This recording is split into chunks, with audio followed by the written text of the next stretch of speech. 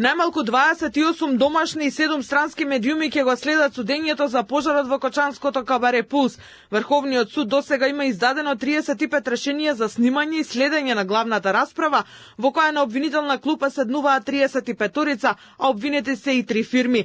Странските медиумски куќи претежно се од Бугарија и Турција, а интерес има и од меѓународните агенции со представништво во Скопје. Од кривичниот суд вела дека салата е целосно подготвена со дополнителна аудио опрема, а безбедноста ќе биде на највисоко ниво. Побарано е здравствениот дом Скопје да има медицинска екипа во близина на судницата, доколку треба да се интервенира. Како што кажавме на брифингот, се работи за судење како што никогаш не било организирано ниту во земјата, ниту во регионот, така што предизвици и проблеми ќе има, но ќе се направат сите напори за итно да се решаваат, а судењето да не се одолговлекува од аспект на судот. За спроведување на обвинетите се задолжени затворите и полицијата. Од Министерството за внатрешни работи велат дека се целосно подготвени за сите задачи кои ќе им ги зададе судот во однос на возила и полициски службеници. Министерството за внатрешни работи целосно е подготвено за ефикасно извршување на сите задачи и обврски согласно своите овластувања околу непречно спроведување на правосудниот процес за кој прашувате.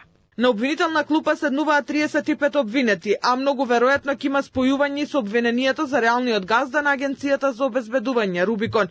Тешки дела против општата сигурност е кривичното дело во обвинителниот акт, што ќе го бранат 15 обвинители, што е прв ваков случај во Македонија. За обвинителството причина зашто толков број ќе работат на случајот е недостатокот на кадар, односно не можело 2 или 3 обвинители да бидат ослободени од други предмети да се сконцентрираат само на пожарот во Пулс, туку овој обвинителски состав истовремено ќе води и други предмети.